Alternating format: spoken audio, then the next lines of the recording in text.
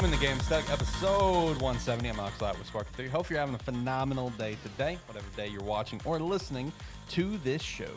Got no Zach in studio yet. He should be on his way at some point, but we do have John. John, how you doing? Hello. I'm doing okay. Doing okay? I feel you. Yeah. Enjoy some Backlash today? Yeah. Good show. It's like, yeah. Part of it was on part of the show was on second monitor while I was playing some Rocket League. But Yep. No, it was a predictable show, like Elimination Chamber was, but that's fine because it was a good show. The crowd made it though. I got to tell you, the crowd made it. Like, you know, them singing like voices, that was sick. You know, you don't hear a unanimous crowd sing voices like that very often. That's pretty rare in my opinion. That, you know, so that was pretty sick. Overall, top to bottom, pretty good show.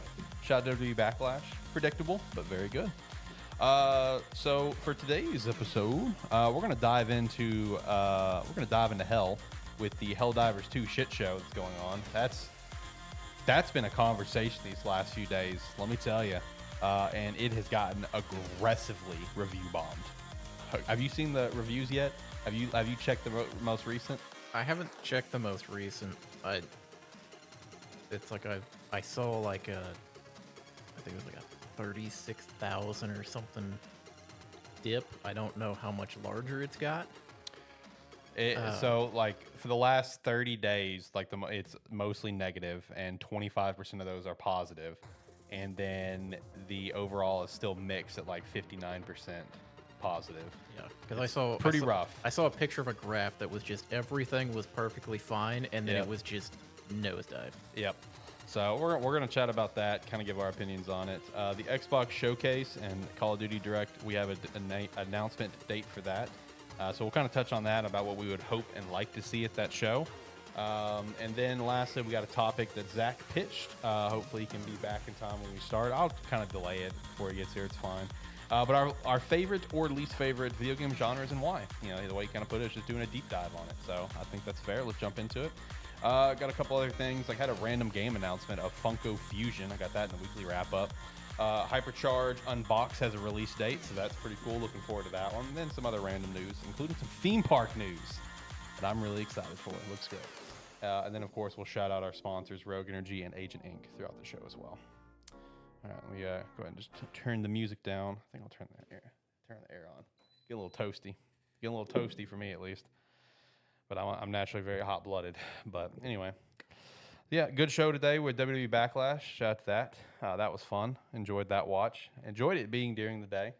That was cool. Super nice. It was. It was. Granted, we are still fairly spoiled in the West with that, of not having to stay up until 4 a.m. for a lot of these shows.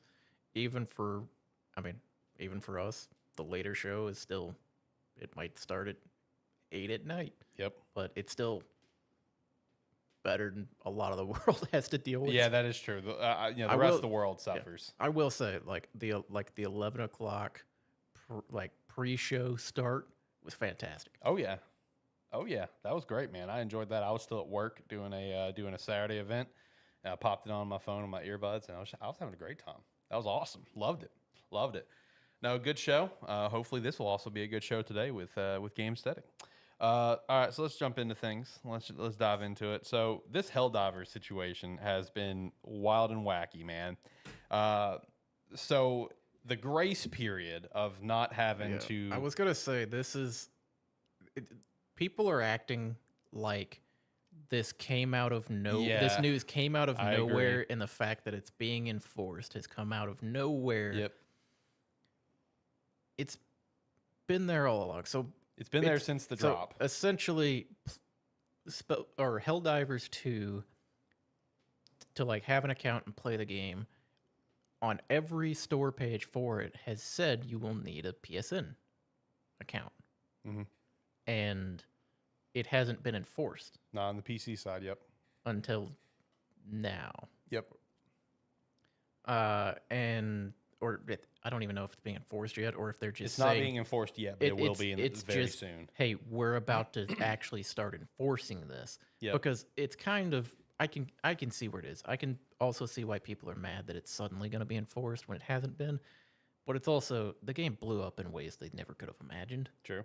So they've, on their end, they've probably just been like, we have to keep everything going stable and keep people engaged.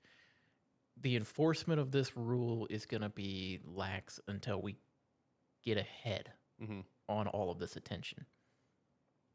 So in a way, it's kind of predictable that this was going to happen.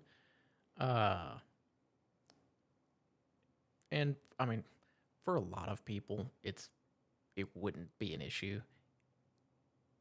It can, for some people, it is a massive impact though. Yep. Because like the number of people that have access to the game through Steam versus the number, but it's like the people that have access through Steam, not all of those places support the PlayStation Network. So there are people who would lose access to a game that they've put potentially hundreds or more hours in. Yeah, there's a huge list of countries around the world that don't have PSN accounts. Now, to my understanding, from just the back and forth I've seen online, is that like, you know, even if you're in one of those countries that don't have PSN support, you can make a US PSN account. But that also goes against like some terms of service. It does. So you can do it, but if you do that and then they're like, wait a second, and then they question you on it, well then you're in danger of getting in more trouble. Right. And like the thing that just blows me away is that the immense discourse as if this came out of nowhere, where it has been on the storefront all along. Like if you're a PC player, if you're a Steam player, then like you have seen, like, let's say Microsoft games drop on Steam and say the exact same thing, that you need to have a Microsoft account link. Like it's been there for all their drops on Steam. It's been there the entire time, and it's been there for Helldivers. Now, when it comes to this whole thing, I see two different sides to it.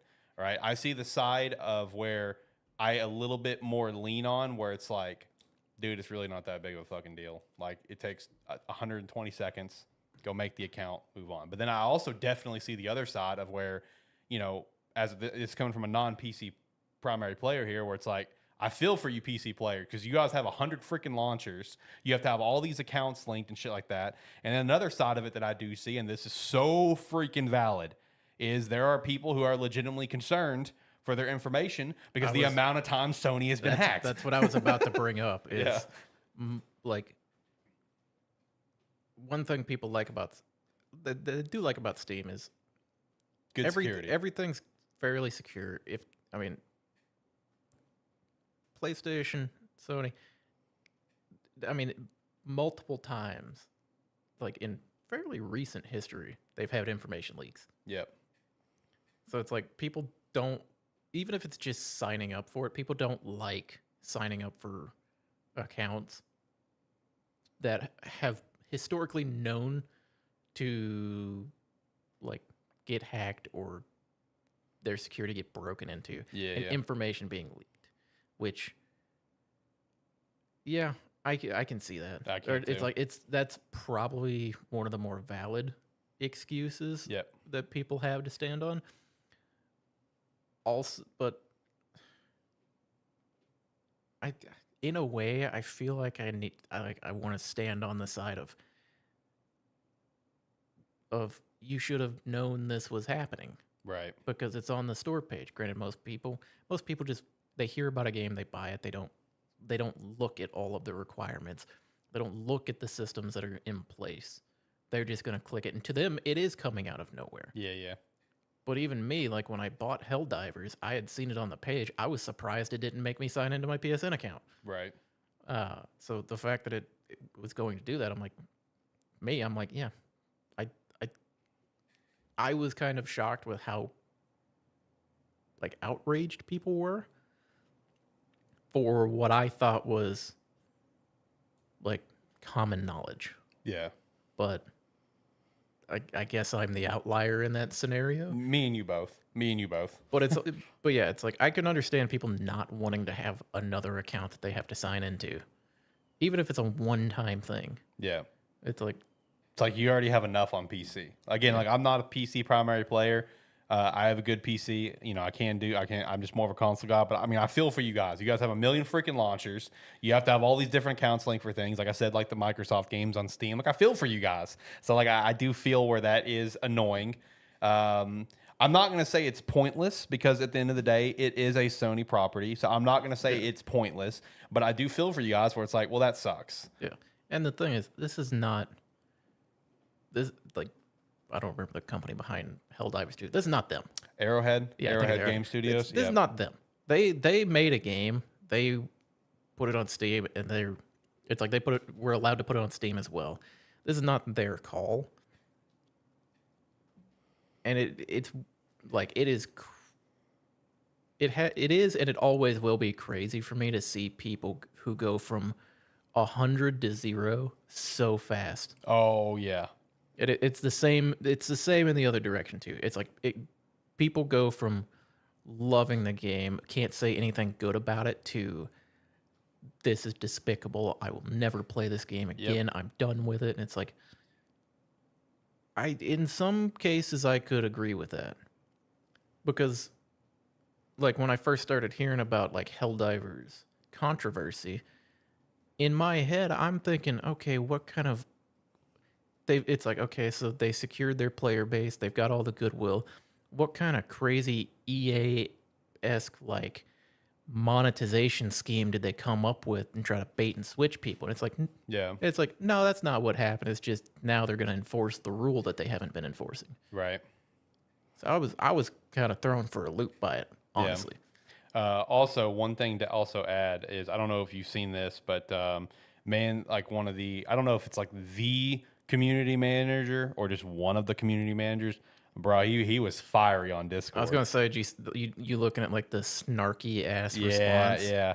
And you know, he since his backpedaled, and he put out another message in Discord where it's just like, hey, it's just me wanting to fall on the grenade for my team, which respect. But he's also respect, but it's also like you got hundreds of thousands of people angry and coming after somebody. They're happy to have someone to be the fall guy. You don't gotta come out with that sort of snark. Yeah. One thing that he did put out though, that I want to add, and this is involving all those countries that don't have access to PSN. So like, again, to my understanding, you can just make a US PSN account, because like one of the guys that I follow on Twitter, his name is Payo. He's the guy I told you about that when God of War Ragnarok came out, he 100% it on the hardest difficulty on PS5. And then 100% it on the hardest difficulty on the PS4 version too. Dude's legend in the Sony community, but yeah, that's what he has. He has a US PSN account because apparently he lives in a country that doesn't have PSN access. So with that, apparently his community manager said, if a better solution isn't provided for players who are in all regions without PSN coverage, I'm assured that we won't be making the requirement mandatory for those players. We're not going to force people to either break Sony TOS or not play the game. So at least that's a plus. Yeah. However they're going to work around it, that's good. But yeah, it's also it's a thing of, it doesn't matter what you do at this point, because like I said, Arrowhead's taken the grenade for Sony right now. Yeah, hardcore. It's like Sony, it's at the end of the day, this is Sony's decision. Yep. It's like, but Arrowhead has gone from like one of the most beloved groups for like the last year, and is now the target of hate for that same group that adored them. And yeah, I get it. It's like, I get you don't want to make another account. But at the same time, as more Sony games come to PC, if any potential like co-op or multiplayer Sony games make their way, it'll probably be the same with Xbox, where like Xbox titles, you'll have to have an account tied to it anyway. Yeah. And I get it. We don't like having to have 9 different accounts all tied to our Steam account. Right. There's nothing more infuriating right now than me to buy and download a game on Steam, and then in the process of launching the game, or even when I'm in the game in the main menu, it's like, okay, now go to this link and make a new account and sign up for it and link it to your Steam account. I'm like, honestly, that makes me want to refund games at this point. Yeah. because I'm like, I don't want to do that. And yes, at the end of the day, yeah, you're gonna take 2 minutes out of your day, Right. sign up for an account that you'll never sign into again after you do this linking process. Yep. But it's also like, the thing is, if you don't want to do it, you can just not do it. You don't have to express this much anger towards it. Granted, I get it. A lot of people, hundreds and hundreds of hours put into this game. They love it. It's their favorite game. It's all they want to play. Yep. Yep. To those people, if they wanted to continue playing it, yeah, a lot of the most vocal people will probably never touch the game again, and they'll just keep yelling about it. Right. Oh, a large number of people that play the game, they're going to sign up for an account, they're going to sign into it, and they're never going to think about it again. Mm-hmm. And it's this thing of, I don't know, it's the thing I always hate, where it's like the negativity gets the more attention. Yeah, I do too. Because I mean, and it's become such an ongoing joke for a while, where it's like I see like certain like, skit creators like Mighty Keith. I'm sure you've seen his shit, where it's like he'll get on, like, once a new controversy pops up, he'll post on Twitter or something. It's like, all right, gamers, what are we mad about today? It's like that seems to be the theme. It's like there's always something where it's like the negativity just kind of overrules stuff. And before I lose this thought, you mentioned wanting to just put in a refund. One thing interesting as well is Steam is doing refunds. No matter how many hours you've played, if you just include in your description for the refunds, it's like Sony is enforcing this change of policy, and I do not like it, or I do not feel comfortable with it. I saw a confirmed posting on Twitter where someone had like 100 hours on the game and they got an approved refund. So Steam's doing refunds if you submit it, which also sucks for Arrowhead Games. You know what I mean? That sucks for them. Because Arrowhead. They're doing the right thing, pointing the finger to Sony, because it's like they're openly saying like, hey, this is Sony. Sony's forcing this, guys. They are. Because one thing I noticed with that community manager that he made a post about is that he wants people to voice their displeasure like this, whether it be in review fashion or whatever, because it's hopefully getting the message across that, hey, this is fucking stupid. No one likes it. You know what I mean? Will Sony make a change on it? Probably not. But it still gets the point across that no one likes it. Yeah. I mean, at the end of the day, this is one of those things where this would not have been an issue if it was enforced the entire time. Yeah. If you went to launch I don't understand why there was a grace period. Why was that a thing? Let's talk about why was that even a thing? I don't understand. Well, it may have been a thing because to my knowledge, no Sony game on Steam currently makes you sign into or to have a Sony account. Yeah. So it could be something that just wasn't implemented yet. Yeah. That they had to implement to be able to have a Sony account linked to Steam. Or is it just more so just because it is a multiplayer game? Because I don't think Sony has another multiplayer game on Steam. Well, that's what I was saying. It's like it probably is the fact that there wasn't a multiplayer one, so there may not have been an account linking feature yet. Mm-hmm. So that probably had to be developed and made sure it would work. And then as soon as they got it working, they're like, okay, hey, we're gonna be implementing this. But yeah, because it was probably also the thing of Sony probably sent this game out thinking he was gonna die. That's fair. That's actually very fair. they probably sent it out and they're like, yeah, it's a decent game. Nobody's gonna latch onto it. Right. Because that's what happened. First Helldivers, granted, very different style game, top-down shooter versus like this masterpiece. But it's one of those where if this was implemented the same way as like Xbox games are, where you buy a game that's from that's an Xbox game on Steam. Mm-hmm. And when you launch it, the first thing it does is it's like, if you've never done it before, if you've already linked your account, that's fine. But if you launch it, it'll send you to a page that's like, you have to sign into your Microsoft account. Yep. And once you do that one time, it will never make you do it again. But you have to do it the first time. Mm-hmm. And everyone who will ever play an Xbox game on Steam will have to do it because pretty much all Xbox games require you to have your account signed in. Right. But yeah, it's the thing of, the fact that it's blown up now is just because it's happening after people have played it and loved the game. Mm-hmm. Whereas if people signed into it and did it from the beginning, they would have done it without a second thought.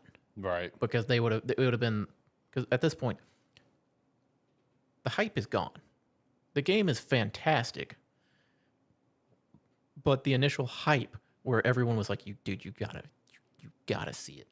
You gotta get in. You gotta do this. This is the craziest thing I've ever seen." At this point, we're several months in. Yep. We're months in. The initial hot period is gone. Granted, the game's still doing fantastic numbers. People are still buying the game, but it's one of those where that massive rush period is over. You won't see that again until the game hits a crazy sale. True. But yeah, if it was done on the front end, no controversy. Yeah, I think the conversation about it when the game dropped, I think the conversation around this probably would have been significantly lower than it is now, because like, I'm still trying to wrap my head around a grace period. Like, why was there a grace period? Is it just because it is the first multiplayer Sony game, as far as I know, on Steam, and they had to implement, like you're saying, or I'm still trying to wrap my head. Why was there even a grace period? I don't know for sure, but like I said, I'm going to assume it's because it was the first. Yeah. And they didn't have, or like they knew they wanted to do it, but they didn't think that it's probably they didn't think it was going to blow up. So they didn't think that many people would be bothered by it. They were probably like, oh, it'll be a small population game. We can tell them after the fact once we've got this sorted out, and then they'll just do it. But now it's like, okay, well, millions of people have this game, and none of them are happy now. Is that? It is an affront to democracy. It is, yes. And it's blasphemous. Blasphemous, I say. Because a Japanese company is forcing U.S. players to sign into an account now. Let's really throw some salt into this. You're throwing some salt on this one, my friend. Yeah, I mean, like I said, it's like I try to come at it and look at it from the player perspective, where they're all mad about it. Yeah, it's hard to do when the information is so upfront on the store page. right. Oh no, it is. I know, that's what I'm saying. People blew up over this, but Because I think when me and you played it the first time, I think I said, I was like, oh, it didn't make me sign into my PSN. yeah, you did say that when you did that. And it's just, I'll always be amazed when something that I consider so small blows up this much. I mean, I'm in agreement with you, John, in the fact that the terms that it has blown up as it has is very dumb. But the fact of the matter, as soon as I saw, also in the back of my head, as soon as I saw people having sign in PSN accounts to play Helldivers 2, I also in the same time went, well, people are going to throw hands about this for no reason. Correct. Yeah. That's the whole thing. That's like I was telling him. If from launch you had to do this, no controversy. Yeah. Yeah, like I said, the conversation around it would have been there, but it wouldn't have been anything like it is now. The article would have read first game on Steam to make you sign into PSN. Yes. Yeah. Instead of hundreds of thousands of people angry. To the point that we're at an aggressive review bomb. 25% of reviews in the last 30 days positive, 75 negative. Man, because it sucks. 'Cause it's a good game, but I mean, like, it is important to voice your displeasure. I don't think Sony's going to backtrack on shit. They might, you never know. No, they're not. Well, I mean, they've backtracked on a couple things before. Very rarely. But, who knows? They might. Sony is not trustworthy, end of story, in my opinion. I mean, that's fair, because, I mean, like, like this dude threw out in chat, it's like the one thing that people are also concerned about is the how much Sony's gotten hacked. Because I saw one review for it where it went through a timeline from 2011 to the most recent one with Insomniac, where it's just like, Sony's, been breached, data hack here, data hack here, hack here, hack here, hack here. And it's just like, this is why I don't like it. Because like Sony gets hacked all the time. It's like, that's fair. That's a very fair reason to not like this. So I get it. So I understand that take of Sony not being trustworthy. I do get it. They do have some scumminess to it in that regard, of trying to force this on. But again, it's like, if it wasn't for that grace period, I don't think it would have been a big deal. I really don't. I mean, like, whenever it comes to any Microsoft game that drops on there, I think it's just from the get-go, you do this, you can play the game, and that's it. There's never any conversation. Yeah. But again, there might have been that grace period because, like what John said, they were implementing this whole process. It's just new. I don't know. So, I don't know. I mean, it sucks for Arrowhead Games though. Sucks for them, you know. But hopefully Sony takes the brunt of this, not Arrowhead. I would hate for Arrowhead. Zach, be positive. I would hate for Arrowhead to be the ones to just completely get Sony's hurt in just the wallet. standing back going. It's like they're just down there. They're like, look at these soldiers taking it for us, battling on the front lines. You think Sony cares? More Sony's just sitting there going, "Do what we told you to do. Get back to us when it's done." Yeah, man, Arrowhead's taking it on the shins, man. I feel bad for him. It's brutal. Oh, jeez. Anyway, all right. Let's shout out one of our sponsors real quick. Oh, I don't have a sponsor button over there. I'm filled up on this thing. I have buttons for everything. All right, let's shout out Rogue Energy. You can use the referral link down below, promo code Sparky3 to get 10% off your order. You can pick up the hydration line like Dragon Fruit Mango, the brand new chill line with strawberry hibiscus to help you relax after a long day, or just a classic energy line like the Rocket Pop or the cans of black cherry lemonade, or the brand new flavor strawberry banana. Zach, have you bought that yet? Nope. Okay, are you going to?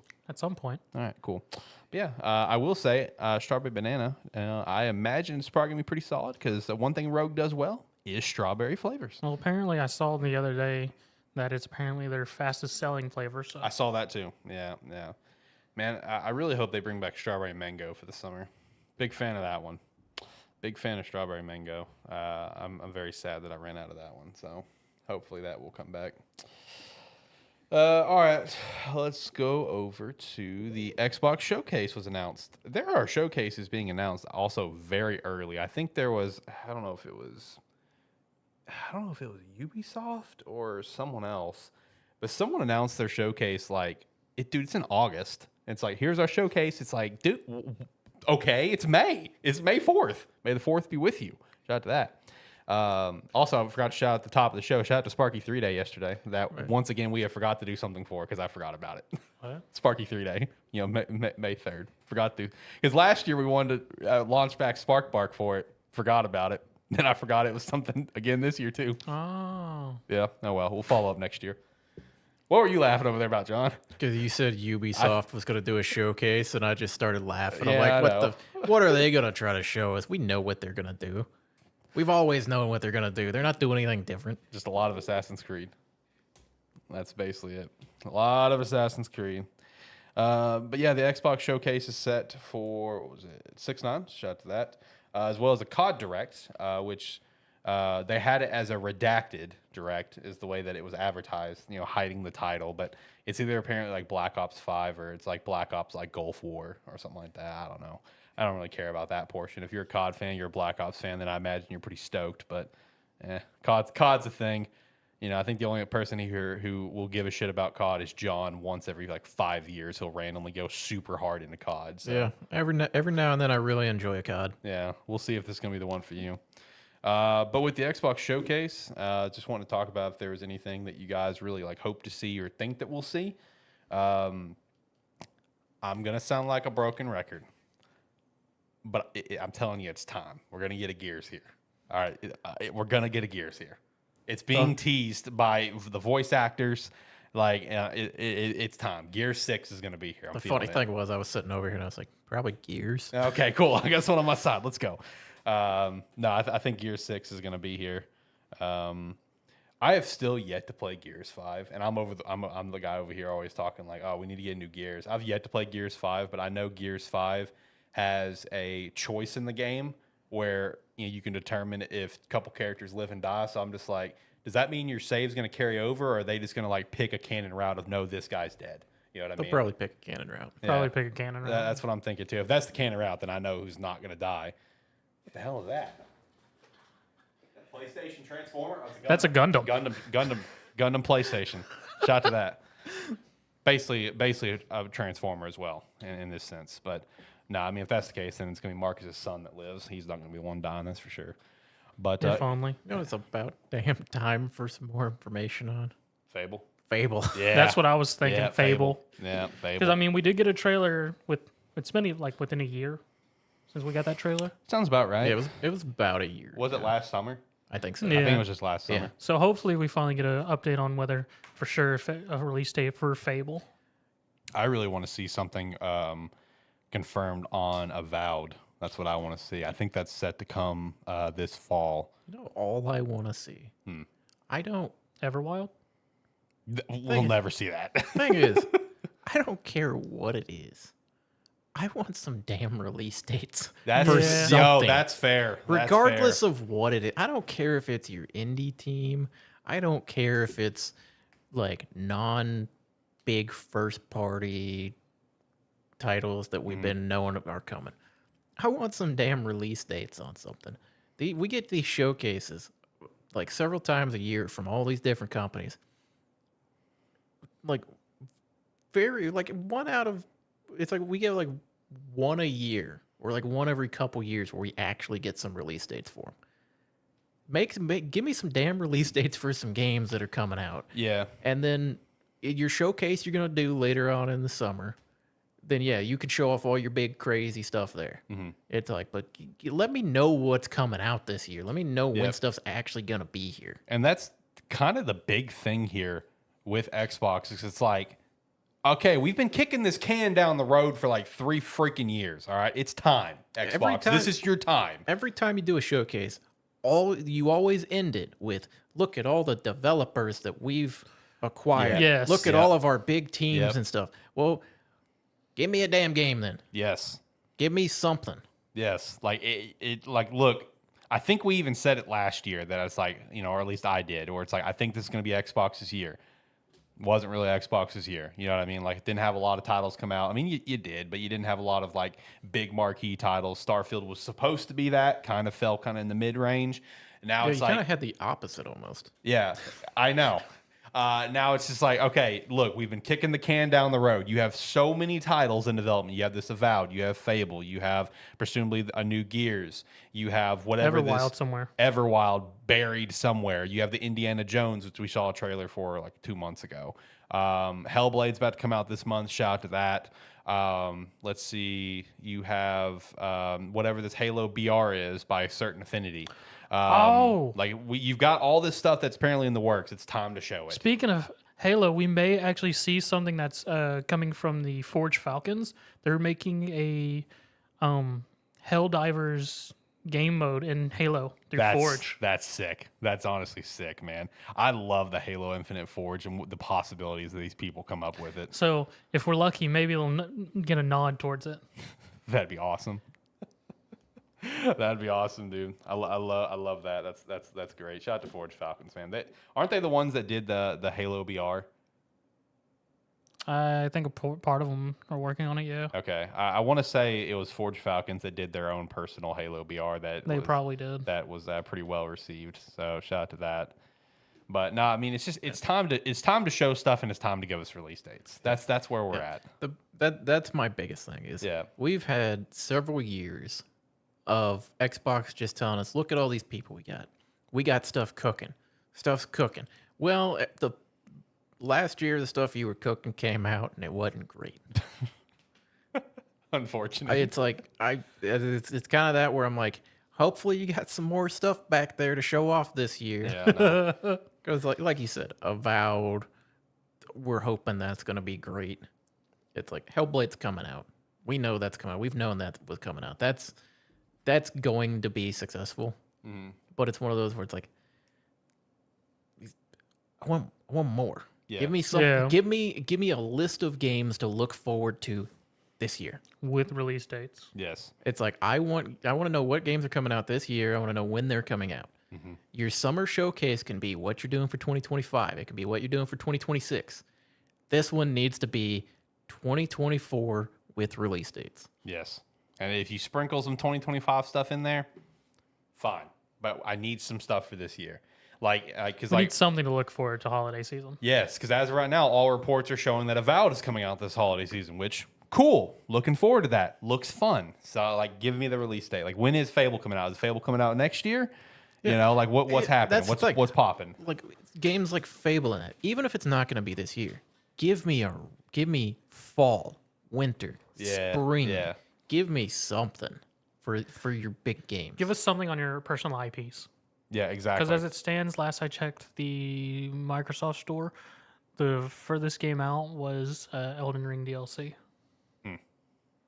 There's nothing currently for upcoming in their Microsoft Store past that as of 2 or 3 days ago. Yeah, I mean, that sounds about right. you know. I was also wondering, what do you guys think we could see in terms of third-party stuff? Because like one that, you know, I know we talked about this, you know, at our predictions episode to start the year, and you were against me on it because my prediction was Persona 6 here. Are you still in the fall? Are you still in the winter range for that one if it was to be revealed this year? Because like I'm personally in the boat that I actually really believe that Persona 6 would get revealed in an Xbox showcase because Why? of how tight their recent relationship's been. What, Atlas and Yeah. Microsoft? Yep. What? They've had a tight relationship. Ever since Xbox got them to be able to come on Game Pass. Yeah, they've like been Phil Spencer with the Atlas president, and you know them striking a deal and stuff like that. Like you know photos of. So like that's just why in my brain it's like, could Xbox secure the Persona 6 reveal, or will it just be at like Game Awards? I would assume Persona 6 would be revealed at a bigger thing unless they're doing some weird stuff. I mean, I could see Like them a doing Summer Game Fest or a Game Awards. Yeah. I mean, I could see them if they're that close because I guess I haven't been paying attention doing an Atlas Microsoft like exclusive game.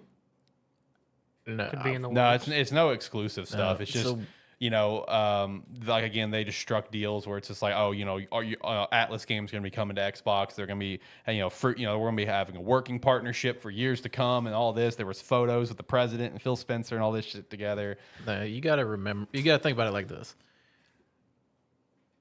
For when Persona 6 does come around, it is not going to be revealed in a Microsoft or an Xbox showcase. I wouldn't think it would be revealed in a Sony showcase either. No, I it's going to agree be with that. revealed by Jeff Keighley.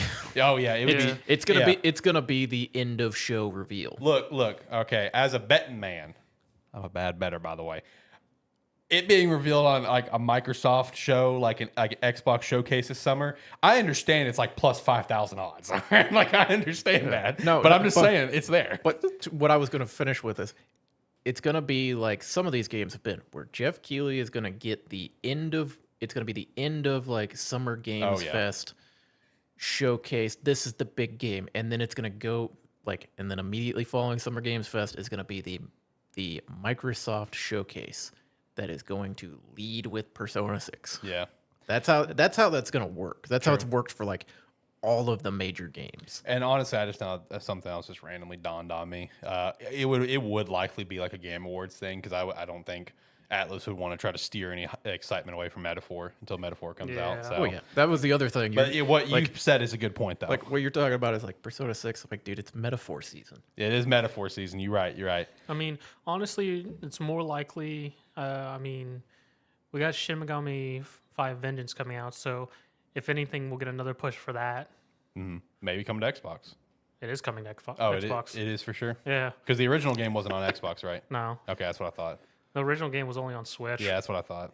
It's coming. Yeah, no, it was announced that it was coming on Xbox and PlayStation. There you go. Yeah, this might just be me not knowing anything about the Shin Megami like Tenshin games. How long has 5 been coming out? Because I feel like I've seen Shin Megami. Five's already been out. No, that's what I'm saying. How many 5s are there? Because you just there's 2 of them. Original Vengeance. Okay, because I was gonna say I feel like I've seen that title a lot in the last couple years. Because it was only on Switch. Then did they it's release it on Steam? I believe they did. Probably that's probably what it is. Probably just been coming to different platform over and over again. And then now we are getting Vengeance, which is hitting all the other platforms it wasn't on. Shut out. I was gonna say that's like they've with Also, it Alex, feels like with that game they've been taking the Bethesda approach They where have. you just it's like every year you're like, and now your turn. Well, it's because they took it with after the whole Persona thing. Well, slightly off topic. With Persona spreading out as much as they did, they're taking the series that Persona was an offshoot of and spreading it out with the most recent release. Makes sense. Then there was the 3 remakes. So Switch only. It never came to PC. oh, okay. Yeah. So the rest of it will be coming out. Yeah, this summer. Okay. Yeah, for the worldwide. But yeah, release. if you jump into that, Alex, be prepared. It's not as hand holding as Persona. Oh, I know. It's gonna be a time. Looking forward to it. It's gonna be a time though. But yeah, any third party stuff that you guys think could be there? Because I feel like a lot of third party stuff, they all do their own Pac-Man showcases. Chomp World. Relax. I mean, it's coming. It's gonna be out this month, so they may get us like a small spot in the mixture of stuff. Okay, here's the thing. You're gonna have to clarify third party because Microsoft and Xbox, they've acquired all of these developers that are technically under Microsoft, but during every Microsoft showcase, they do their like little mini developer showcase, which is kind of like their offshoot indie section where they just rapid fire like 30 games. Yeah. Right. So are you talking about stuff that will be included in that? Included in any of it? because I will say, like, you coming out of any Xbox showcase, usually that little like 4-minute section where it's like rapid fire 30 games in one big trailer. That's where I usually find the games I'm excited for. That is true. That's I was about usually to say that's where the first time I saw Payday 3, because it was thrown in one of those randomly. yeah, We got no other context, but it was there. right. But yeah, that's usually out of the showcase. Usually, I mean, it's always like, here's our big games, and I'm like, okay. For the past few years, it's like, okay, yeah, you're gonna do a 35-minute Starfield section. It's like I don't need that every showcase. Yeah. It's like I kind of like.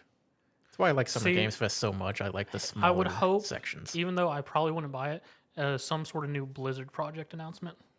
That'd be nice. Since we still haven't really got anything from the Xbox Blizzard Activision acquisition. Besides BlizzCon being canceled. Correct. Yeah, and then that one Blizzard IP being canceled too. So it's something. Give us, something. I don't know what it would be, but just give something.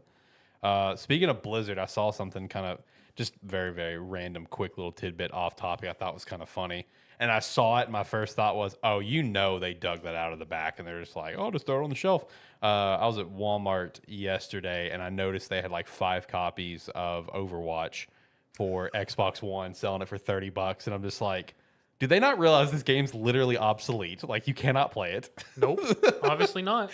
It's like, and then, Christina's just like, man, imagine like some like elderly parent gets it for their, for their kid, whatever. And, it's like, oh, I got this game. It looks so fun for you and stuff. And it's like, can't play it. It's like, that's what's going to happen. It's going to be it's only going to happen to like one random person. Yeah. Because most people are going to see it. It's like, why are they even selling this? But it's going to happen to that one random person who doesn't know. But I don't know. Shout out to that. Finding Overwatch for sale for $30. I half whatever. expected that to be a story of him buying it because he wanted the case. I already have the case. All right? I still have it from day one release back in the day.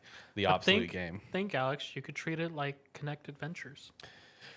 Shout out to Andy with like 30 cases of Kinect Adventures. I think he still has them. I think he still has like 30 to 40 Kinect Adventures. I need to text him and ask him if he still got those or not. You just need to take them to work one day and just hand them out freely to people. I mean, he's at a great place to do it. Being at Disney, just started handing them out to people.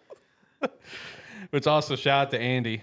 He may we'll see, have an interview at one of the top restaurants on property. So big shout out to him. I hope he gets it. It'd be a pretty significant move up for him. So shout out to that. But no, the Xbox showcase though, main thing to walk away from is like we got to walk away with some dates. Yeah. Third party stuff to be in there. I mean, honestly, I feel like it's just gonna be more of like, oh, this is coming to Game Pass. This is coming to Game Pass. Probably. But either way, it's like I just want some release dates for some of the stuff Xbox has been working on because I want Xbox games to play on my Xbox. Yeah. That's where I'm at this point. That's like when you sent like a message being like, or I saw it in there. It's like, hey, this is my potential topics. Like, and it's like Xbox. What do you want to see? 2 things in my head. I want to see something on Fable and give me some fucking release dates. The only other thing they may throw in there is just push more towards their project of getting their IPs on other platforms.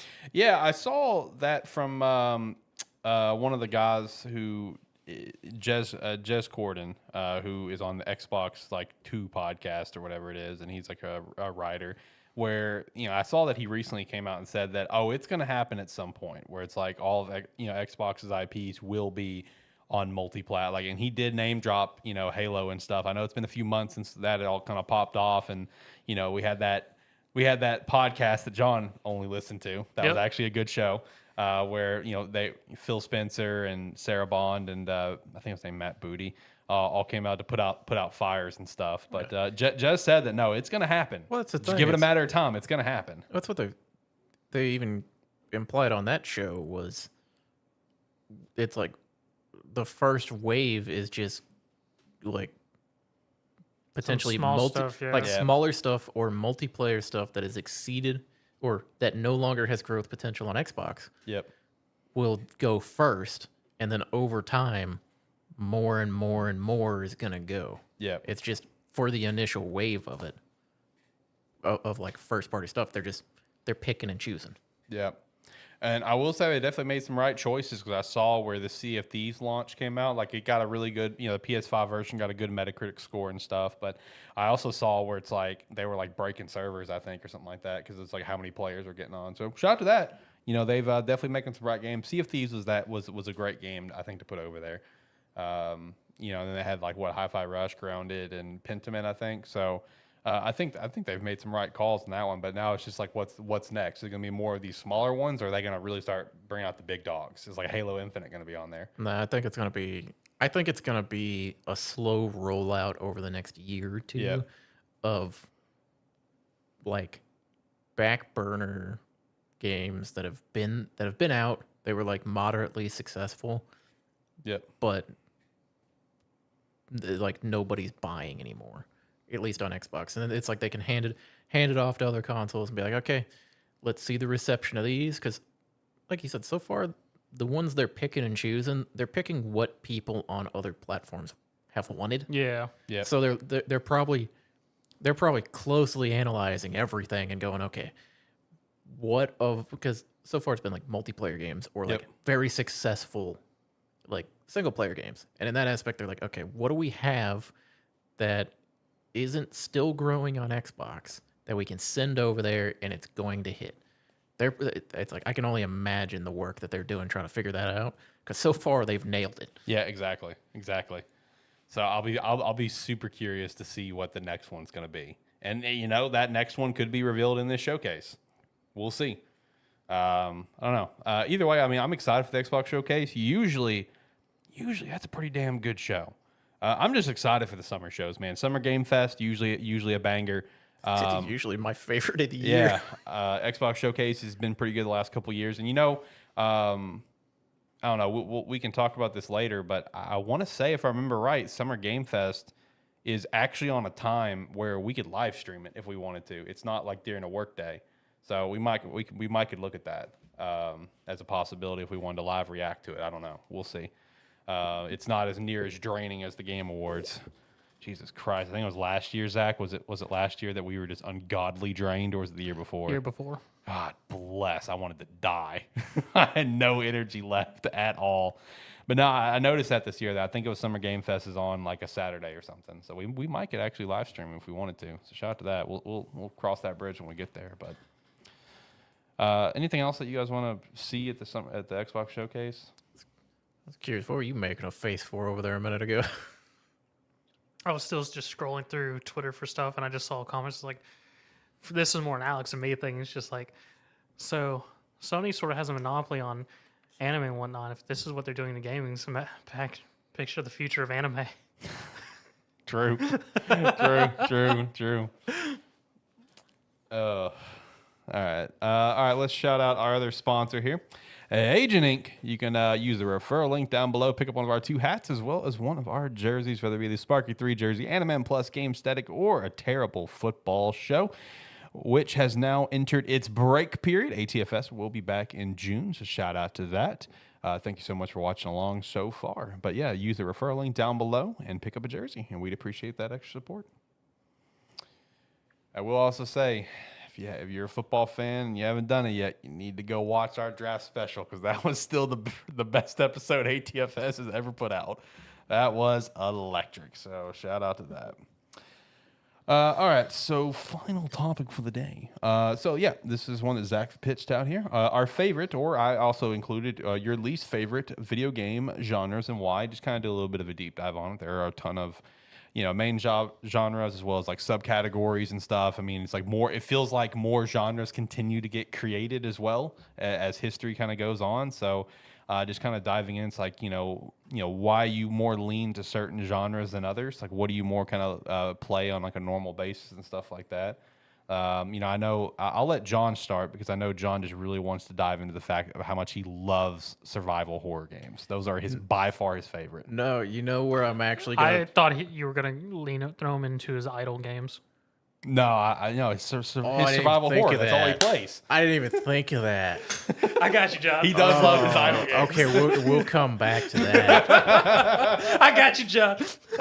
No, I will say probably my favorite genre, or at least the games I probably have the best time playing, co-op CRPGs. Okay.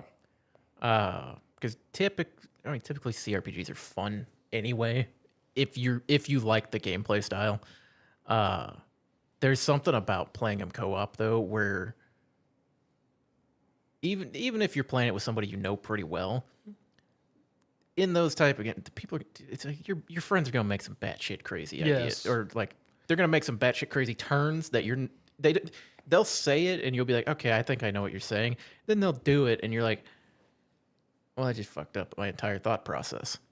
And the best part about that is a thing of when you hear it and you go like, okay, it's like, that's dumb. And then it either succeeds amazingly or fails as badly as you were expecting it to.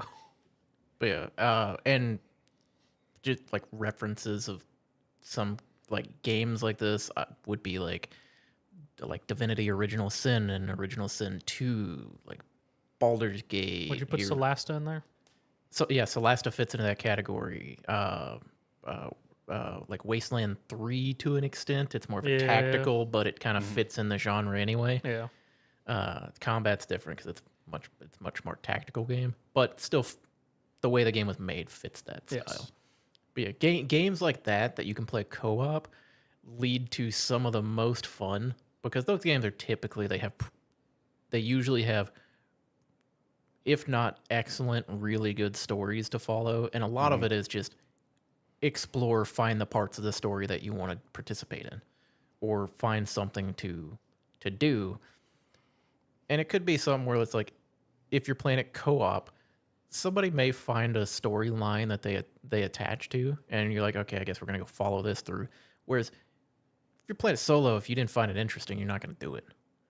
But sometimes it leads to either some really cool fights or some really cool story moments. You may get some cool stuff out of it.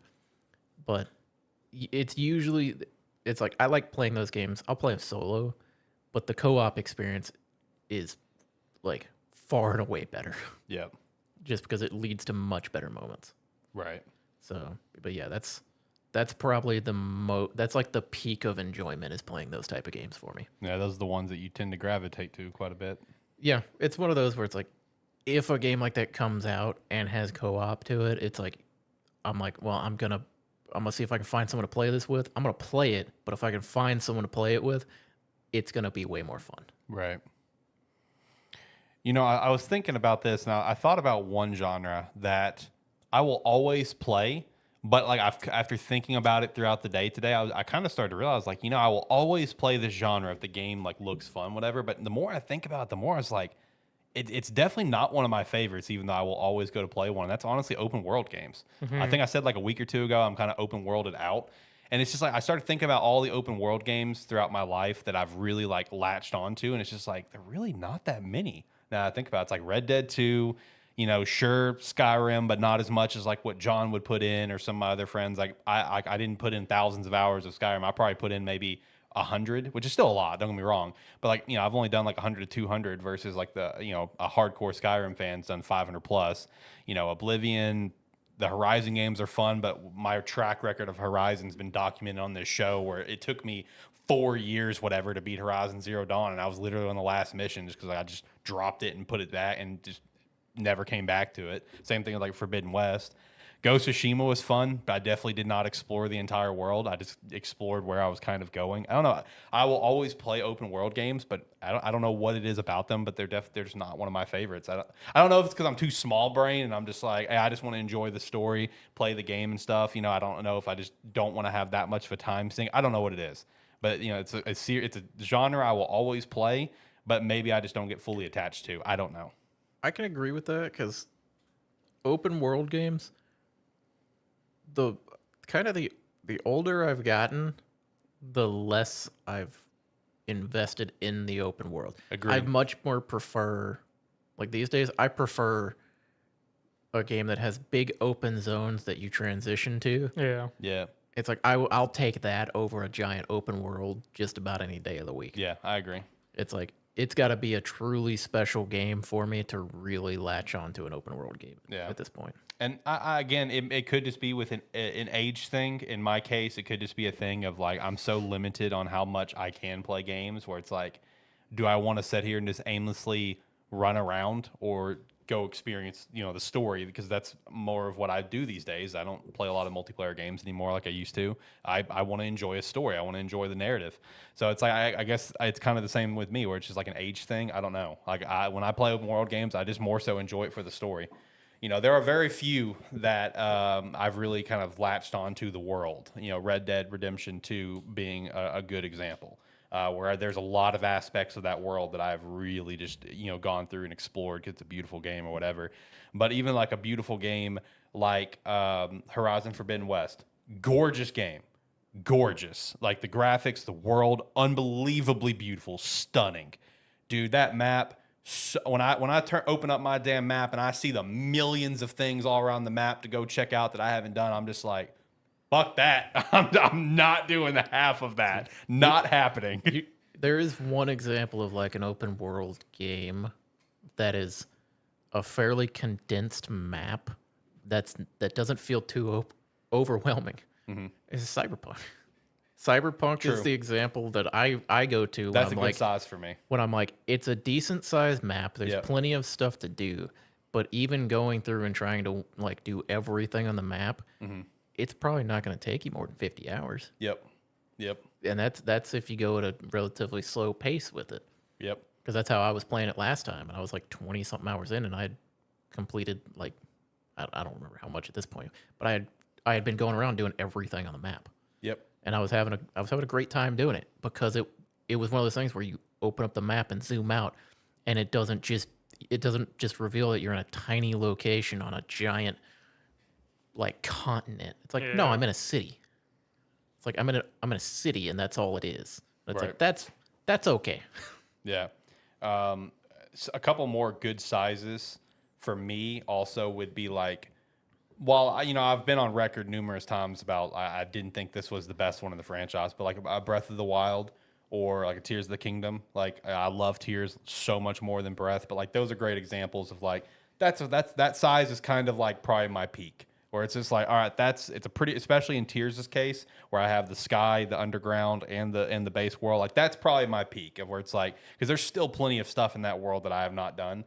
The game has been dropped for quite a while. I did quite a bit. I completed almost all the shrines, but there's still a lot of stuff I haven't done. But that I will not be picking it up anytime soon. Like I did what I wanted to do. Another good size, it would also be like the Spider-Man games. Enjoy both of those. Those are a little bit more restricted on what all you can do for obvious reasons from a narrative sake. Oh, yeah. It's also the thing of like... It's not a bad size, though. Yeah, it's like a city map. Yeah. Like an open city map is a good size for a game like Spider-Man, a game like Cyberpunk, where you're not traveling too far. Yep. Which honestly gets me kind of even more excited, like for the Pokemon Legends ZA, that it's just going to be a big city map, like an expanded city map. Like that's like I'm cool with that. That sounds fun. Like I'm here for that. But yeah, and it's just open world, like it's fun. But I just it's definitely, I feel like not. It's more on the least favorite side. Like I'm not gonna say least favorite because I still play it, but it's like I just can't get invested in it like I can some other stuff. I don't know. What about you? I'm curious what you're gonna say. Because like obviously we know you love fighters and stuff, but like what would be your pitch here? Tactic RPGs. That's very fair. Attaboy. Yeah, that's very fair. Because I mean, my big thing with I enjoy RPGs immensely, especially JRPGs with my collection of them I have. But the ones that I really attach to the most are the ones that are usually tactic grid-based RPGs, and especially if, honestly, for tactic RPGs, for me, the larger cast, the better, because I very much enjoy team building and maxing in terms of finding best counters and things like that. And just overall, I get to a point with most of them where I just can literally brain dead it because I just go, All right, you're good, good. All right, let's murder. Yeah, I might have a game for you. I'll have to look it up to figure out what it is, but I'll get with you after the show. And to give him and to back him up on like what he means by just doing team building, like I like one example I want to give involving him where he just loves to experiment and just do stuff is the shit that you told me about Fire Emblem Three Houses and what you've done to some of those characters, where it's just like, that's nowhere near close what they're even supposed to be. Oh yeah, no, those some of those builds I did were atrocious, but I mean I ran with it and I found Like, some didn't you make Leone like a mage? Yeah. Like something stupid? Yeah. Like all the characters in those games, like they have like, you know, their canon route they're supposed to go, and they can be like 2 or 3 other things. But Zach doesn't even go in those. He just goes opposite. He's like, let's make Leone a fucking mage. I can't remember his name, but Edelgard's assistant guy. Hubert, yeah, I made him a sword master. Like, and he's the Black Eagle guy, so like, he hears that, he's just like, what the hell? Yeah, it is what it is. Yeah, man. like, I don't know, man. Each their own, I mean. Yeah, it's like I mean, living life, man. There's something to be said for being able to play games like that and be like, I'm just gonna make my own way. I mean, Yeah, like just do my own thing. Raphael, I mean, I did him as a fighter and a tank 2 different ways, but then I finally just went, fuck it, let's make him a white mage. No, you know, some of my favorites that I've seen online of people going real off the rails with that is when they make like Raphael or like Dimitri or Claude the dancer class. And Yes! they win the ball. That's awesome. That's hilarious, dude. I love that. That's 10 out of 10. I will agree with you just on like from an RPG standpoint, but I really don't care what it is. Like it could be tactic, it could be a JRPG, whatever. Like, you know, action RPG, I don't really care. Just RPGs is definitely like, you look at the games that I enjoy the most, those are the you know, that's the genre that I gravitate to quite a bit. You know, Mass Effect, my extreme Persona kick that started last year, at the beginning of last year. And it's you know, Fire Emblem Three Houses, Fire Emblem Engage. I've gone back. I've been playing some Fates, some Conquest. Working on Fates Conquest right now. No, what's really bad for me right now is because, which I need to bash you for playing Persona 4 Golden on Switch, but Oh wow! I have been doing a Shimigami 5 run, in which it's bad for me just because I have been playing Atlas games so much, where my immediately thing is just like, yes, I can build a team and whatnot to be able to get through the game, but my backtrack thing is like, I got to complete the compendium. Yeah, I cannot play without completing the compendium. And like Persona, it's a little bit harder because once you get past a certain point, you actually have to backtrack to be able to get all the fusions and whatnot, in which that can be tedious, but it can be done. Versus Shimigami Tensei 5, they have a fusion where it's called reverse compendium fusion, and it will show you all the fusions you have available through everything you have in your compendium.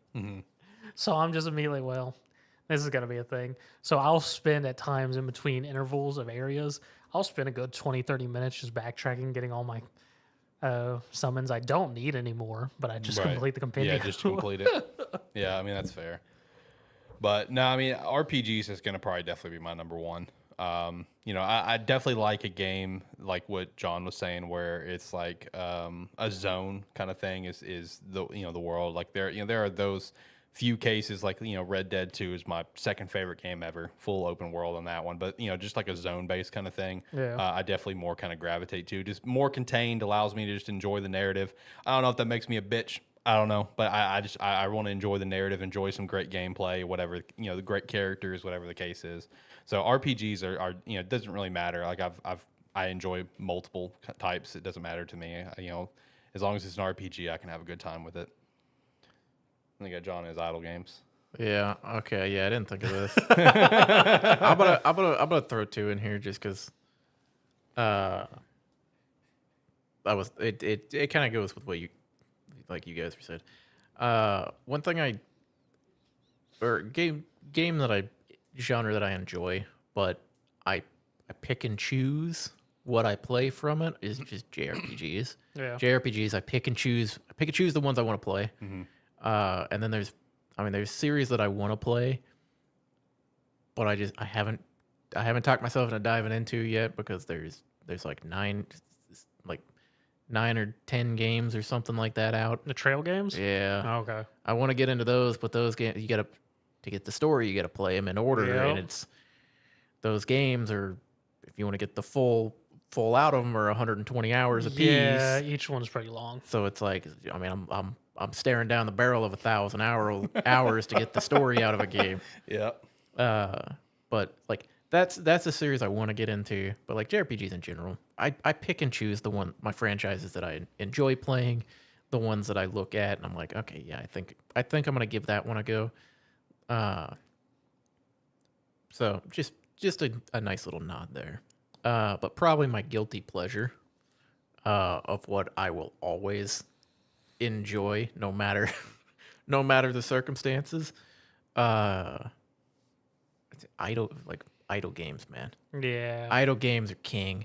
It's like I have several on my phone. I've mentioned on the podcast before that I played a mobile idle game that was a pay-to-win game that I played free-to-play for over 2 years as a daily active user to complete all my daily content so that I could be in, because they eventually released a PvP section, and I still made my way into the highest rank on the game.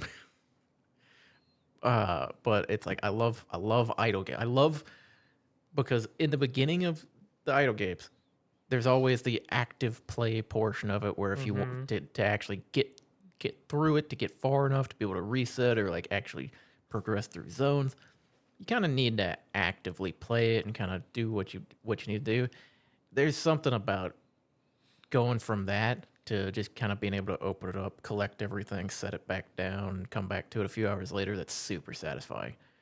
And the thing is, most idle games I drop after a while, and it's like I'll drop it after a while. I'm like, okay, time to go find a new one, and then I go I relive the entire process again. And it's one of those where it's like, I mean, hell, an idle game I've been playing for the last year and a half. Probably gonna drop it soon because I'm at the point where he has conquered his demons. To progress further in the game to a point where like I can complete the next level of challenges as a free-to-play player is going to take me another 2 years. And that's if I'm lucky. Yeah.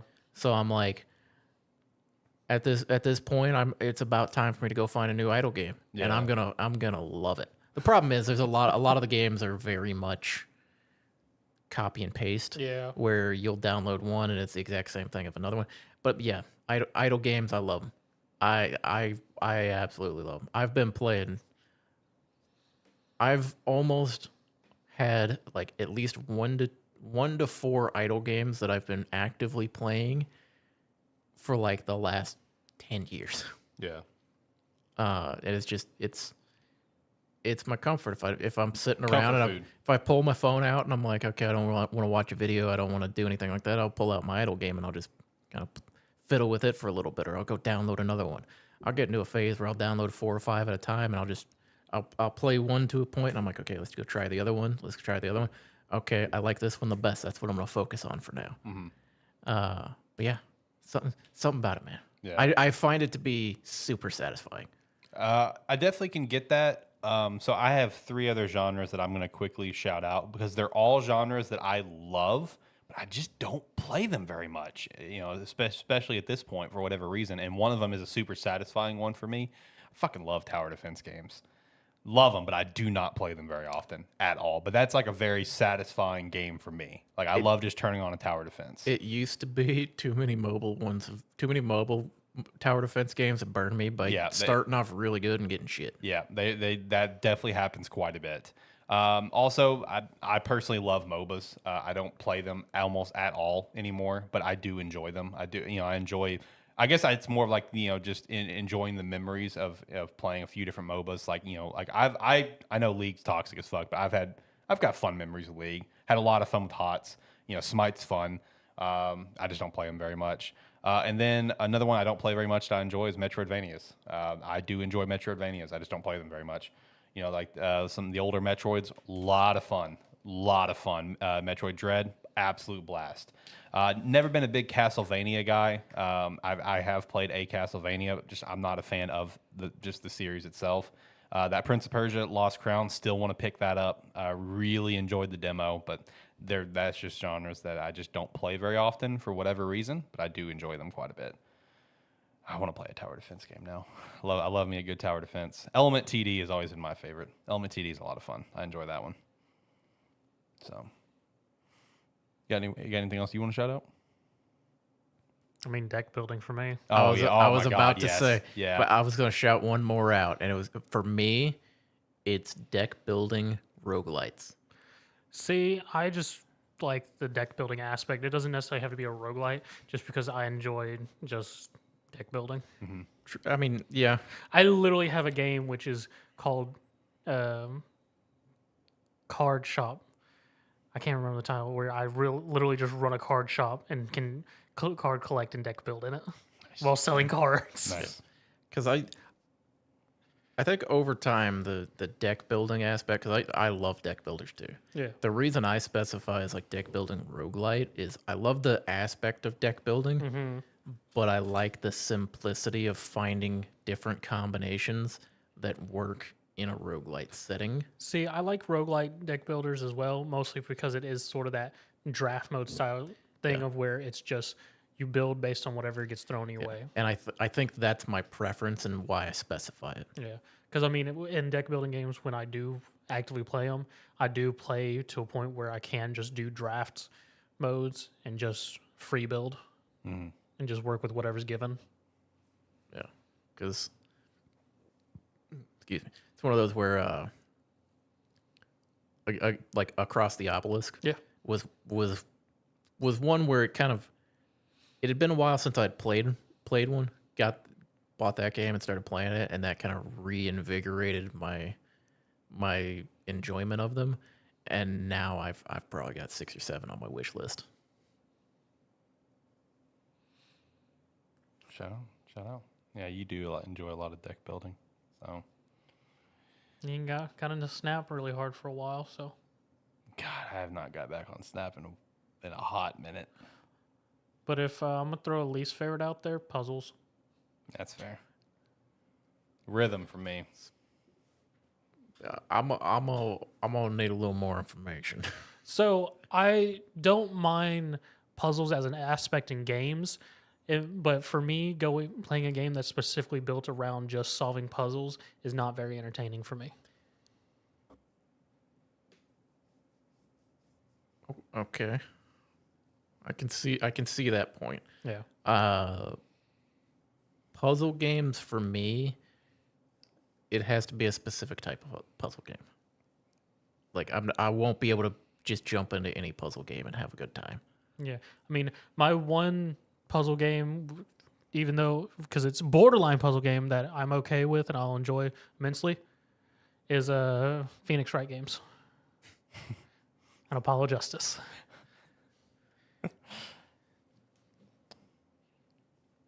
I'm trying to think of least favorite game for me. Definitely Rhythm for me. Because you have none? Correct. I have no rhythm. Just like I have no skill whenever it comes to fighting games. That's why it's towards the bottom for me. I don't care to admit it. I'm bad. I know I'm bad. I could get smoked on any fighting game. I don't give a shit. I'll say it up front. There are very few that I enjoy, and it's just more so just either for nostalgia's sake or I just really enjoy the property. I'm going to throw this out there. And it's not... I'm going to have to explain. Okay. All right, here we go. FPS. Okay. As kind of a least favorite. Okay. I can see that with you, though. Because historically, I've really enjoyed FPS games. Mm-hmm. The problem is I struggle to enjoy them very much anymore if it's the sole aspect of the game. That's fair. Like a Call of Duty is... There's a reason why I get excited about a Call of Duty every 6 years and not every year. Or it's the reason why I can... Like when Apex came out, I jumped in and I played nothing but Apex for a year and a half. Yeah. Or something like that. Because it's like... It almost needs to... Like FPS games these days, I'm not going to get excited about an FPS game if it's just a shooter.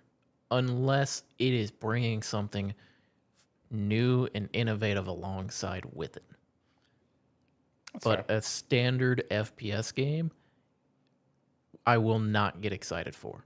If it's gonna be like an FPS like RPG type game, I'm gonna the fact that it's FPS is secondary to the fact that it's the RPG. Yeah. Or like an exploration game, that's gonna be the more exciting aspect of it to me.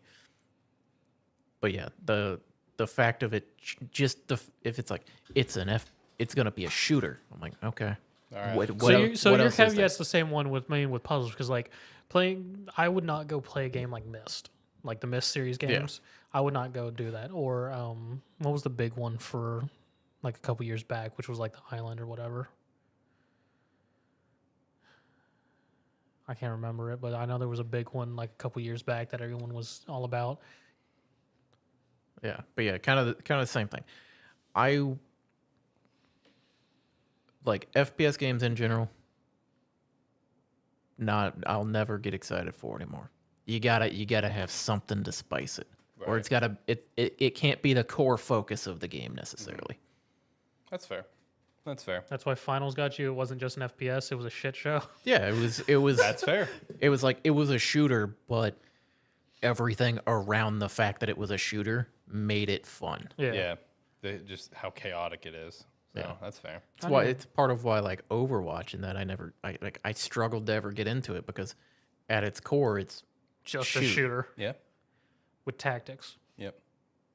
slightly part of the tactics. Yeah. But yeah. You guys got anything else you guys want to shout out? I'm good. Shout out to horror games. I enjoy horror games. So I'm trying. hey, I've Props. I've dipped my toes in respect. a little bit. Respect that. This will be a video, so you tell me your favorite genre. I want to know in the comments. Before we get to the weekly wrap up, do you guys have anything you guys want to shout out? Because I do have some stuff I want to shout out and get your thoughts on. So, do you guys have anything? I don't got anything this You week. jump your thing off and maybe I'll come up with something. Okay. I just thought this was kind of interesting. On the chance that this is a video, I want to start the video off right now saying that I'm not trying to bash anyone. I just thought some of the comments were very interesting. I wanted to read you guys off some of the comments from the 7 out of 10 video because there were some very interesting takes in there, and I just was kind of curious you guys' thoughts. So I got one comment from actually just an hour ago involving this, and it's kind of a similar take that someone else said too, where they said, I think a big reason 7 out of 10 games are just all right or bad is because there are so many games out now, almost too many to choose from. Why would you choose to play a 7 out of 10 when there is 100 8 out of 10s or higher games that you can play instead, thus making a 7 out of 10 average or a waste of time? What do you guys think about that? I come back to the point that I stressed when we were talking about Yeah. it, which is like it's the fact that a 7 out of 10 game is considered to be an average game. It's because it's why I brought up like some of the worst games that came out last year being rated at like 50. It's because we're using a out of 5 stars concept for a 10 like a numerical 10 rating system where a game like in a 5-star system of like a 3.5 out of 5 is considered to just kind of be okay, which is what a 7 out of 10 would be. But a 7 out of 10, like we said, it's most games. Yep. Which, I mean, I can understand their mindset, especially as we've all mentioned, like we have less and less time to focus on Yep. games and whatnot. Yep. Choosing to play 7 out of 10 versus the list of 8 or 9 out of 10s there are out there I is get it. understandable. I get it. My mindset in terms, though, is I don't necessarily look at ratings. I more or less just find things that seem interesting. Yeah, exactly. So, and my counterpoint to that is like, yes, I do play 7 out of 10 games over the 8 out of 10 just because I purposely choose games that seem more interesting to me. yeah. Yeah, I'm kind of the same way where I don't look at the review of a game before I go to buy the game. It's like Yeah. I'm not looking up what the review score is Yeah. before I buy it. That's because why I've played Suicide Squad, it's Shout out. it's even though I knew like what it was. like for me when I see a game trailer in one of these showcases, if something grabs my attention, that game's on my radar, and then if more stuff about it comes out, I'm looking for what personally grabs my attention. Yeah. And when it comes out, I don't care if it's a 6 out of 10, a 7 out of 10. If I play it and I have enjoyment with it, that's what it is. Yeah. Now, if you're looking at if you're looking back after a couple months have passed and looking at like what games came out and their review scores are alongside it and that, yeah, if you're just looking at a list of games and it's like, okay, well, why would I play this 7 when there's an 8 or a 9 right there? My response to that would be, is if the 8 or 9 look like something you would want to play, go play them. If the 7 out of 10 looks like it might be something you're more interested in than something that is objectively better, go play the one that looks more interesting to you. Yeah. Because at the end of the day, it's the scoring out of 10 somebody else's opinion. Right. It's based on some sort of scale for a it's general audience. It's the metric. most objective metric we have, but just because a game is objectively better does not mean you will get the same enjoyment out of it. Yeah. The other comment that was in that same vein is Metacritic's median score is 72, therefore a 7 out of 10 is mid, actually a little below mid.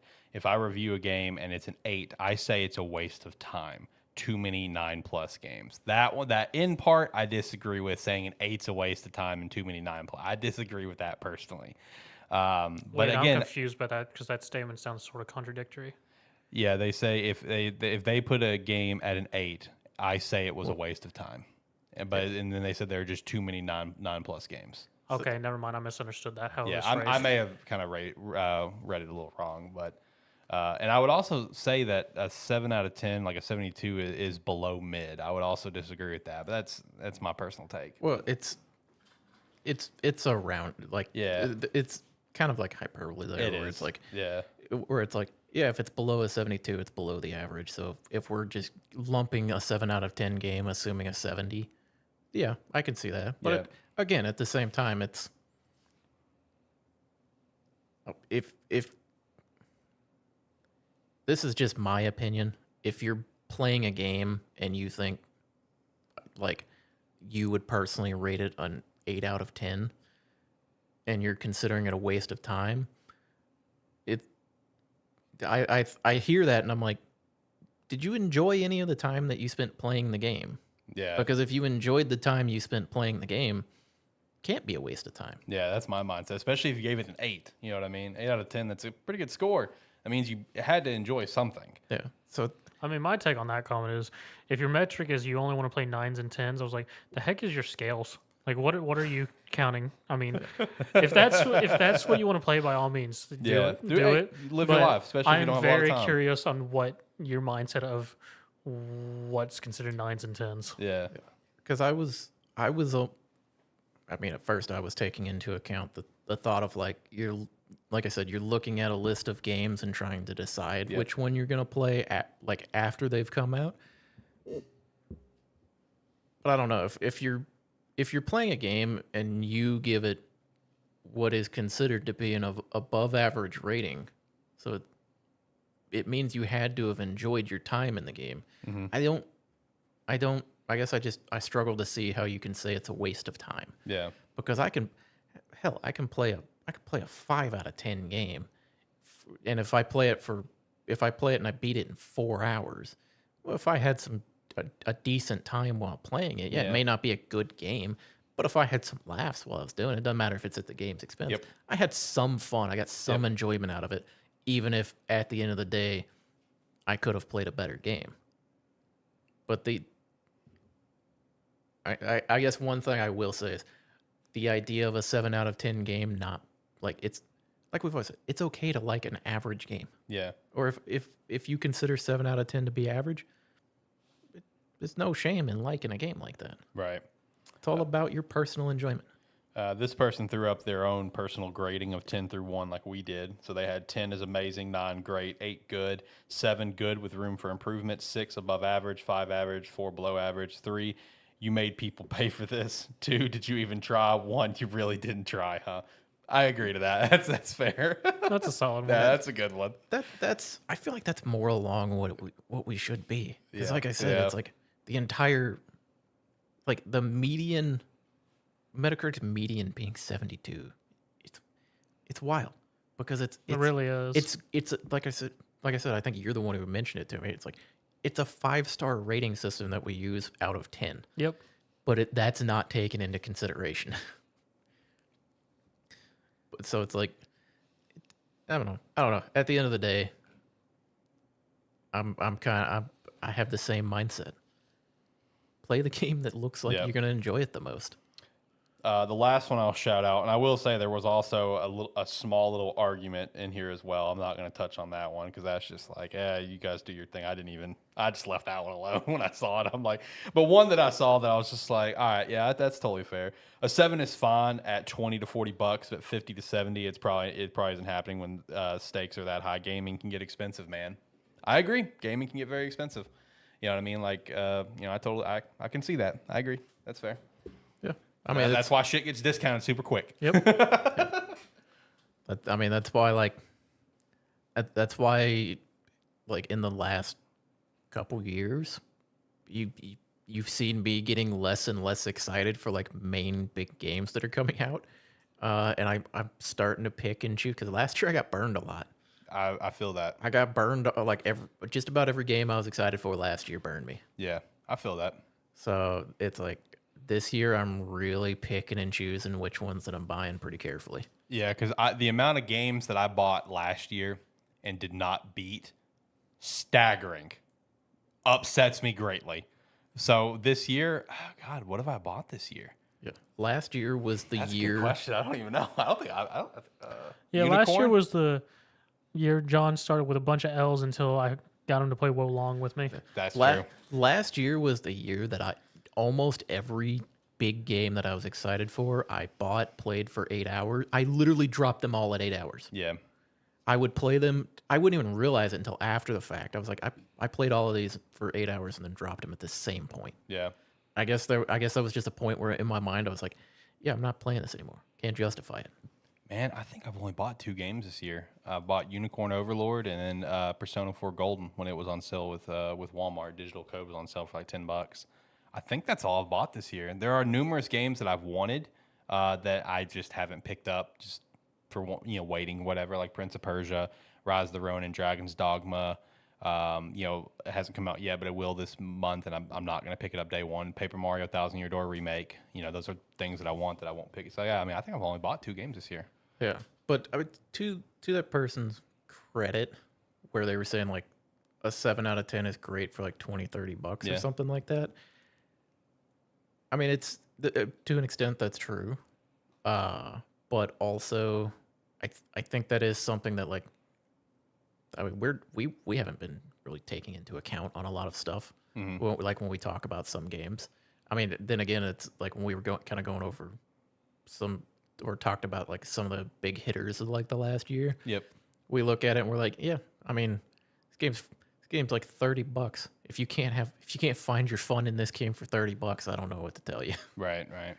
But it's one of those where it's like, yeah, kind of that makes me think. It's like, yeah, if I'm talking about a game that comes out that I've been playing in the future, I will consider that a little bit more with some of these prices. Right. Because it's like a game that's $40. If I play it, I'm probably gonna be a little more lenient on it than if I'm playing a $70 game. Yeah. Yeah, no, I just wanted to shout those out. I love comments. If you comment, I promise 9 times out of 10, I'm going to respond. Just because I love conversation. Hence why I have so many podcasts that I do. I love conversation. That's all I want to do is just have conversations. So yeah, shout out to everyone that commented. I appreciate that. Also, that's a nice one to actually like get some engagement on because that is a topic we've been hammering for a long time. For like 3 years. Yeah. No, I mean that's one of the big ones. I will say the tipping video as well.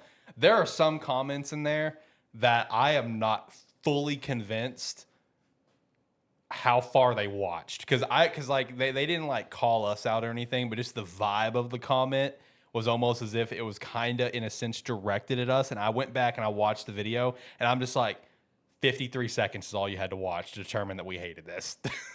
Like, you know what I mean? Oh, they thought we were backing the tipping thing? Yeah. Like 53 seconds is all that you had to watch to get to the point of where John's just like, okay, does anyone have anything positive to say about this? And I don't even know if you had to get. I haven't looked back at it. But I'm pretty sure when you start talking about it, if you look at my camera, Yeah. I'm over here and I'm like, This is pointless. I'm sitting there, I'm like, just waiting on him to stop.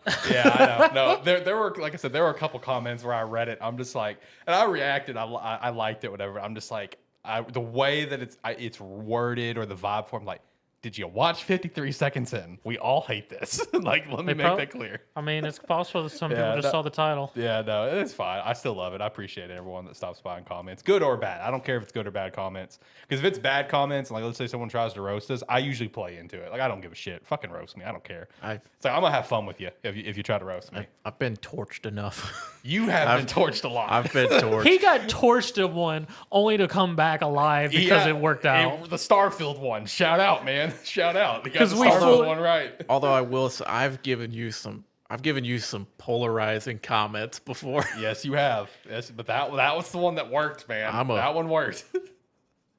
That was a nice hindsight one. That was what, as it was happening, I was like, we're gonna see. Yeah, no, that one. You need to carry that one with a badge of honor, my friend. that was one we all knew. You said it. We're like, well, here we go. Yeah, that one was a fun one. Shout out to that, man. But yeah, you guys got anything else, or I can start going through the very small weekly wrap up this week. We can move. All right, let's do it.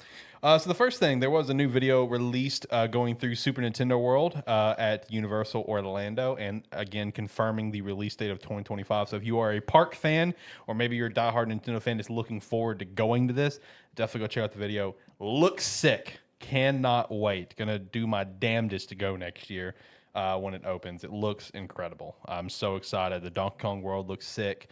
All the Mario stuff looks great. You know, it just gets me more excited for that possibility of Pokemon and Zelda coming to the parks as well. Apparently, Resident Evil 9 could release in January 2025. Apparently, it's in development for like 6 or 7 years, I saw. So, you know, reveal and release is just beyond the horizon at this point. So, yay, we get Resident Evil's most blind MC, Ethan, return. Is it him? I mean, odds are because we usually get like 3 games. Yeah. Okay, that's fair. Because Ethan was the one from 6 and 7. 6 and 7. Okay. Or 7 and 8. Sorry. Yeah. Okay. Wait, he was in 7 and 8. I thought it was just 8. No, he was the guy you're playing as 7. Okay. All right. So yeah, I'll probably just be him again then. It shows how far I am behind on Resident Evil. When I don't keep up with it, I didn't know there was 8 out. Yeah, that was Tall Lady. Yeah, that's literally all Tall Lady was. Yeah, that was Tall Lady. I've never played a Resident Evil game. It's like Knew what Tall Lady was? I knew Tall Lady because that one was called Village, right? Yeah. It didn't have a number associated with it. So it does. It's in Roman numeral. Yeah, Hey. it's in the font. All I've ever heard it called is Resident Evil Village. That's fair. I know Resident Evil Village. I know Tall Lady. Outside of that, I would have assumed we were on 7. What the hell is 7? 7 is just called 7. I thought, is it not like Biohazard? Is that what it's called? Oh, you're right. It is called Biohazard. I forgot. Okay, yeah. Because I know what 6 is. Because I played 6. I know 5. Because that's the whole thing. Like 7 and 8 are in Roman numeral instead of having a numeric number. Okay. Well, the other thing is, you know, I also get confused because apparently we're on Resident Evil 9 now. Yeah. But you wouldn't know that from the games that come out and get nominated for Game of the Year because it's Resident Remakes. Evil 4, Resident Evil 3, 2, Resident Evil 2. Yep. Facts. We're going back. We're making games in backwards order over here. Yeah. Resident Evil 9 is going to come out, and then Resident Evil 5 will come out after that. Because I think there is a Resident Evil 5 remake. Probably. Or I think it's like already like leaked, confirmed in development. And Resident Evil 5 will get nominated Game of the Year. I just know we'll get Punching the Boulder again. By the time we get around to like Resident Evil 11, Resident Evil 10 is going to be getting remade. Facts. Well, you think they'll even like whenever, because like 5 is apparently getting a remake. Do you think they'll even like look to remake 6? I thought everyone hated 6. Everyone hated 6. Like, Yeah, but I if you- played 6 and if- 6 sucked. Yeah, but if you remake it, people will be like, maybe they made it better. Yeah. I mean, they have the chance. they can do that if with they the want weird to. 3 storylines, and everyone hated the new guy. Yeah. Leon's, I think, was, if I remember, was okay, and then Chris's was pretty shit. Chris's was dog shit. The new guy, wasn't he just like the Resident Evil 1 character or something? No, Or so he was a whole new okay, character. I couldn't remember. Leon's story, that was the most fun. So I played through all 3 with Brady. Shout out to Brady. And we had the most fun with Leon by far. Leon was fun. But the other 2 were just like, I don't even think we finished the new guy. Like this sucks. This is boring. So Yeah, we'll see if they remake 6 or not. Next up, I'm looking forward to this one. Hypercharge Unboxed is set to release this month. It got its release date. Solely on Xbox. It's already on PC. Yep. So shout out to that. You keep forgetting to mention the on Xbox part. Well, it's coming on Xbox, okay? Yeah. On May 31st. This is a game that is funny to see that it's coming out on Xbox. I kind of thought it was already on Xbox, but this is also a game that I've wanted to buy for a long time. I just keep not buying. Yeah. Yeah, it's interesting concept. It looks insanely fun. Yeah, it does look a lot of fun.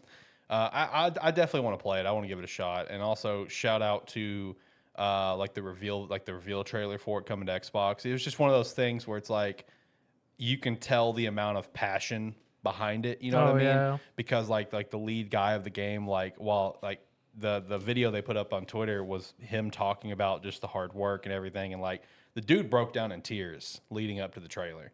So it's like, you can feel the passion in that first 2 minutes of that video. Yeah. Just like all the work they put into it. So I want to give this game a shot. It looks fun. Funko Fusion was announced. This is something. I don't have an opinion on this. I don't either. I saw this get announced, and I'm just like, I mean, it was a matter of time that they would do some sort of video game with Funko figures, but it's just like, it just looks dumb. But I don't know. If it's a thing where you can somehow also link your Funkos in the game. Gonna amiibo it? Yeah, some stupid shit. I don't know how you would do that, but if that's possible, then maybe you can get some special enjoyment. But I don't think that's a thing. I don't know. It looks dumb in my opinion, but it'll be a fun kids game, I guess. I don't know.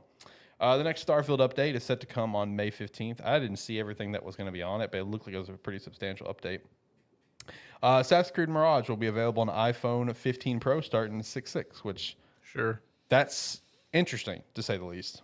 The fact that we're getting a game like that on a phone, that's just fascinating to me.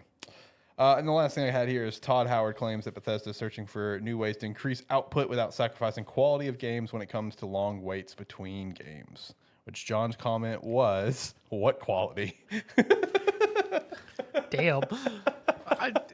It comes off harsher than I mean it to. You don't have to sugarcoat it. It's one of those where you look at the last few releases that they have. Not a ton, but the last few releases they have, there's not a lot of new games there. There's like 3 games in the last. How many games in the last decade? 3, 4? 3 sounds right?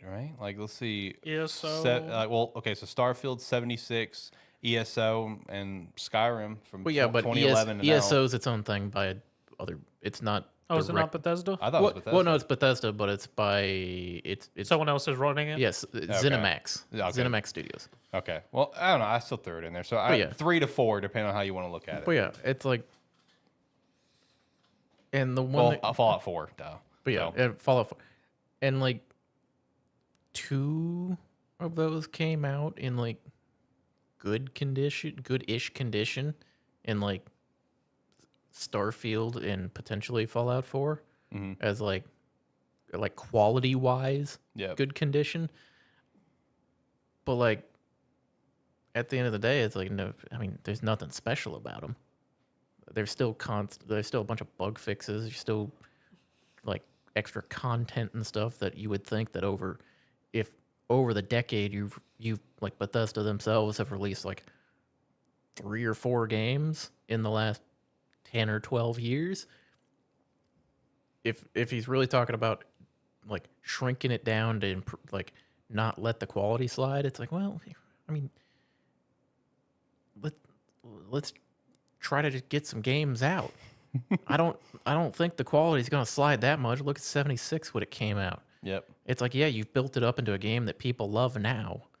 But why can't it be like that on launch? Starfield, you work. It's you've had this game in your pocket for. This is what you've wanted to make for 20 plus years. You spent 10 years working on it, and it came out, and it's not at all what you expected people to want. Yeah. And then it's Fallout 4. Yeah, people want more Fallout. People want more of your Elder Scrolls. People want more of those too. Granted, yeah, you probably want to make your own Starfield. You want to make something different. But it's one of those where it's yeah, quality's good, but also giving us games is good. Right. Yeah, I agree. Yeah, John said that to me before we started. He's like, "Yeah, I read that last one." I'm just like, "What quality?" I was like, "Gosh, I mean, not wrong with their track record." So I get it. It's a thing of like, yeah, some of the games come out fairly polished. Yeah. But they're fucking better when they've been being developed for 10 years. Facts. You guys got anything else you want to add to the weekly wrap up or anything? We ready to hit the music out of here? I got nothing. Let's get out. All right. Like, comment, subscribe, rate, whatever your platform allows. It does help. Let us know what games you like, specifically genre, because we just sort of threw stuff out there. Yeah, do everything he said and more. And if you like what you saw with us and want to see us do this lives, we do these live streams about 6 p.m. Central Time on Saturdays. So come check us out then. Make sure to also keep a lookout for any of the videos we put up through the week, and we'd appreciate the extra support on those, checking them out, reacting to them, being a friend, tell a friend. Also, make sure to check out our 2 sponsors, Rogue Energy and Agent Inc. You can use the referral link down below for both of them. Promo code Sparky3 to get 10% off over at Rogue Energy, as well as check out our merch store, Sparky3shop.com as well, and join the Discord. Until next time, guys, have a good one. Bye.